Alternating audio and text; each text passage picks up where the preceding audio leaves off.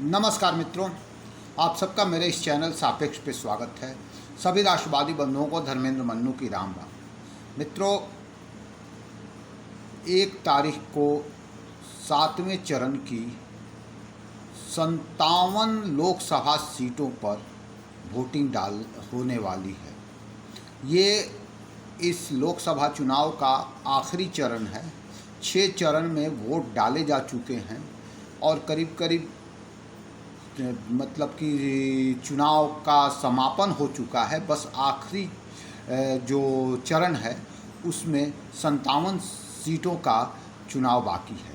इस जो आखिरी चरण में है, 8 राज्य और केंद्र शासित राज्य के 57 सीटों पर चुनाव होने वाला है, जिसमें सबसे बहुचर्चित सीट बनारस, वाराणसी, जो कि मोदी जी का संसदीय क्षेत्र है, प्रधानमंत्री जी का संसदीय क्षेत्र है, उस पर भी इसी आखिरी चरण जो है 7वें चरण में चुनाव होने वाला है। ये चरण इसलिए भी महत्वपूर्ण है कि जहां एक तरफ से बीजेपी दावा कर रही है कि उसने बस ये आखिरी चरण उन्हें 400 पार ले जाएगा, उनकी बहुमत आ चुकी है और इस चरण में इतनी सीटें आएंगी कि बहुमत पार हो जाएगा, तो 400 पार हो जाएंगे बीजेपी के और एनडीए के। तो दूसरी तरफ इंडिया गठबंधन कह रहा है कि हम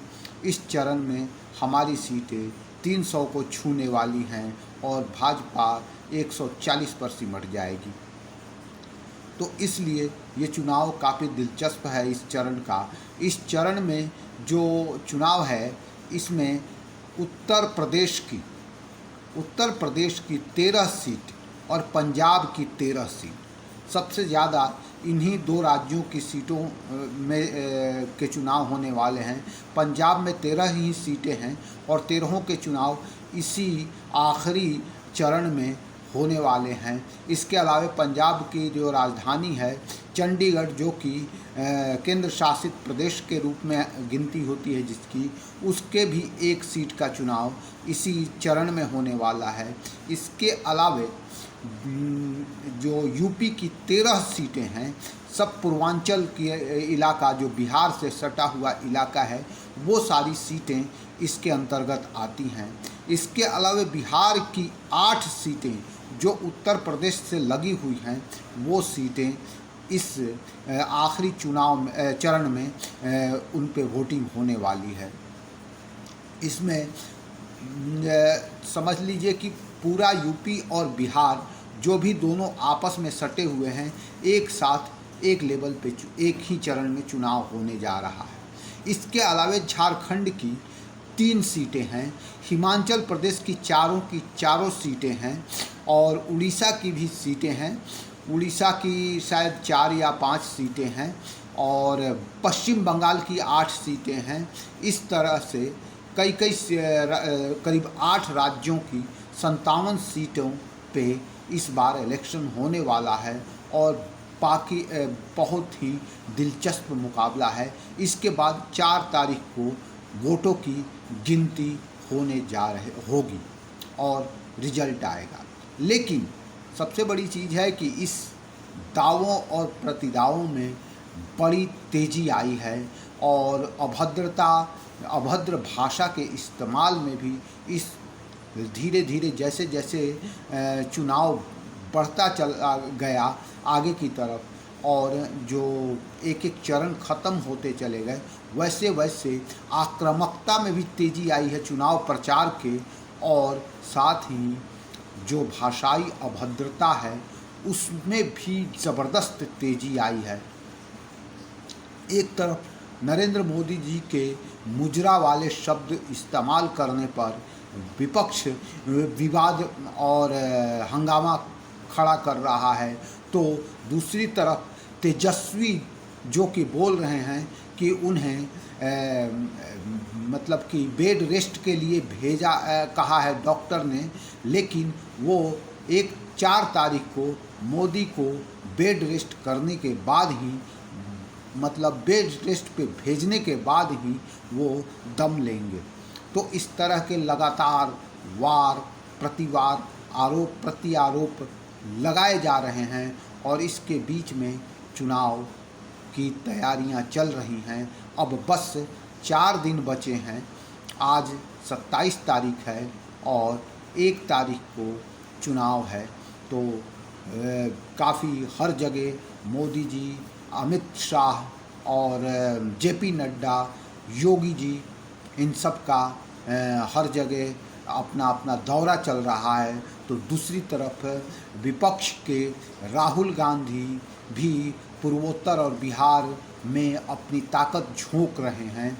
राहुल गांधी, तेजस्वी यादव और उधर अखिलेश यादव पूर्वांचल यूपी में अपनी ताकत पूरी लगाए हुए हैं। अब देखते हैं इन 57 सीटों का 57 सीटों का रिजल्ट क्या आता है आखिरी चरण में। लेकिन जो पहले चरण में चुनाव शुरू हुआ था, ऐसा लगा था कि विपक्ष ने हार मान लिया है। 3-4 चरणों तक तो लगा था जैसे विपक्ष इस तिगड़म में लगा हुआ है, इस जोर में लगा हुआ है कि मोदी और बीजेपी को कैसे 400 सीटों से नीचे रोक दे। लेकिन 4 फेज का चुनाव खत्म होने के बाद ऐसा लगा जैसे मानो विपक्ष की नींद खुली और उसने ये जीत का दावा ठोकना प्रारंभ कर दिया। और अब जाके सारे विपक्षी दल एक सुर में ये मतलब क्लेम कर रहे हैं कि उनकी पार्टी इंडिया गठबंधन 300 सीटें जीत रहा है और मोदी हार रहे हैं, बीजेपी हार रही है, सत्ता में नहीं आने वाली है। जबकि 4 फेज तक उनका क्लेम था, वो इसलिए लड़ रहे थे कि बीजेपी किसी तरह 400 नहीं होने देंगे बीजेपी को। ये अचानक जो बदलाव हुआ, इसने विपक्ष की आक्रामकता की धार को काफ़ी तेज किया और मोदी जी भी इसके प्रत्युत्तर में, और मोदी जी और बीजेपी के स्टार प्रचारक भी अपनी आक्रामकता को उसी तरह बढ़ाया। उन लोगों ने भी जिस तरह ये अपने विपक्ष ने बढ़ाया और अचानक चुनाव में काफ़ी हलचल और इंटरेस्टिंग मोड़ दिखने लगे। पूरे चैनलों पे जो लुटियंस मीडिया के प्रमुख जो पत्रकार हैं, उन्होंने यकायक मतलब कि इंडिया गठबंधन को जीता हुआ दिखाने लगे, जिसमें योगेंद्र यादव जी का जो घूमने के बाद जो एक उनका मत जो था, वो सारे जो लुटियन मीडिया के जो पत्रकार हैं उनके चैनलों पर उनके इंटरव्यू प्रमुखता से दिखाए गए और उसमें उन्होंने इतनी बढ़िया से ये साबित करने की कोशिश की कि बीजेपी और मोदी बिल्कुल हारने वाले हैं। उन्हें 400 क्या 140 और 200 तक जाने वाले हैं बीजेपी और मोदी। तो दूसरी तरफ इसके काट के रूप में बाकी स्ट्रीम जो मीडिया है, जो उस पे पीके यानी प्रशांत कुमार जी, जो कि बहुत चुनाव के मैनेजर रहे हैं चर्चित, उन्होंने अपना इंटरव्यू देना शुरू किया और उन्होंने मोदी को बिल्कुल बहुमत में आया हुआ बताया और उन्होंने भी बहुत खूबसूरती से अपने एनालिसिस को सारे मेन स्ट्रीम मीडिया के चैनलों पर इंटरव्यू में रखा और क्लियरली बताया कि कैसे मोदी जी अपनी पुरानी जो रिजल्ट थे, अपने पुराने रिजल्ट को 2019 के रिजल्ट को ही फिर से रिपीट करने जा रहे हैं। 2, 4, 10 सीटें उनकी बढ़ेंगी ही, कहीं से भी कम नहीं होने वाली है। और इस प्रकार मीडिया पर एक तरह से द्वंद्व युद्ध भी चला दो पत्रकारों और एनालिसिस्टों के बीच, पीके और योगेंद्र यादव के बीच। और योगेंद्र जो विपक्षी मीडिया है, लुटियंस गैंग है, वो उसने जो कि ये योगेंद्र यादव के इंटरव्यू को काफ़ी हाईलाइट किया और उससे काफ़ी हद तक बल भी मिला है ये अपने विपक्षी खेमे को, इंडिया गठबंधन को। तो दूसरी तरफ जो पीके हैं, जिनका नज़रिया बिल्कुल क्लियर है, उन्होंने बिना इफ बट किए हुए कितना सारे जगहों का जिस तरह से उन्होंने विश्लेषण किया, उसने एनडीए गठबंधन को ज़बरदस्त ताकत दिया।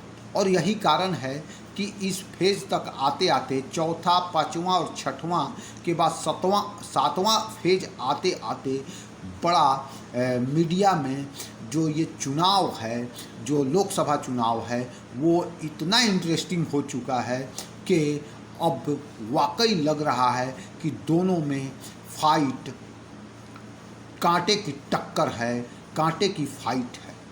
भले ही पता नहीं, अब रिजल्ट आएगा तो पता चलेगा कि फाइट कितने कांटे की है या फाइट में कितना एक तरफा है। लेकिन जो 3 फेज तक और उसके पहले जो चुनाव को एक तरफा दिखाया जा रहा था, एक तरफा जाता दिख रहा था मोदी की पक्ष में, वो 5वें, 6वें और 7वें चरण तक आते आते दो तरफा खुल गया है। और योगेंद्र यादव ने और बाकी लुटियंस मीडिया ने कम से कम विपक्ष के नेताओं में इतनी एनर्जी भर दी कि आखिर तक वो भी जीत का दावा करने लगे मोदी के हाथ। और इतना कॉन्फिडेंस, अचानक इतना कॉन्फिडेंस आया कि सबने, मतलब कि ऐसा लग रहा था पहले कि 20 सीटें जीत जाएंगे, 30 सीटें जीत जाएंगे अखिलेश जी इसमें यूपी में, बीजेपी को 50 के तक रोक देंगे, ऐसा बोलते थे। लेकिन अचानक जो एनर्जी आई लुटियंस मीडिया की तरफ से, तो उन्होंने 80 में 79 सीटों तक का दावा ठोक दिया। और ये भी दावा ठोका कि वहाँ पे वाराणसी, जो कि मुख्य प्रधानमंत्री की कुर्सी का संसदीय क्षेत्र है, वहाँ पे भी चुनाव कांटे का है और वहाँ पे भी मुश्किल से मोदी की जीत होगी या हार ही न हो जाए। तो ये स्थिति निकल के आई है 5वें, 6वें चरण के बाद 7वें चरण के बीच में। तो मित्रों, आज के वीडियो में इतना ही। देखते हैं ये किस किस के दावे कितने सफल सिद्ध होते हैं, किसका एनालिसिस सही होता है, पीके का होता है या फिर योगेंद्र यादव का सही होता है। लेकिन देखते हैं। लेकिन तब तक तो मामला इंटरेस्टिंग है। आखिरी चरण का चुनाव, देखते हैं क्या होता है। तब तक के लिए मैं आज के इस वीडियो को ख़त्म करता हूं। सभी राष्ट्रवादी बंधुओं को धर्मेंद्र मन्नू की राम राम। प्लीज़ मेरे इस चैनल को सब्सक्राइब कीजिए, मेरे वीडियो को देखिए, लाइक कीजिए, अच्छा लगे तो शेयर कीजिए। जय श्री राम।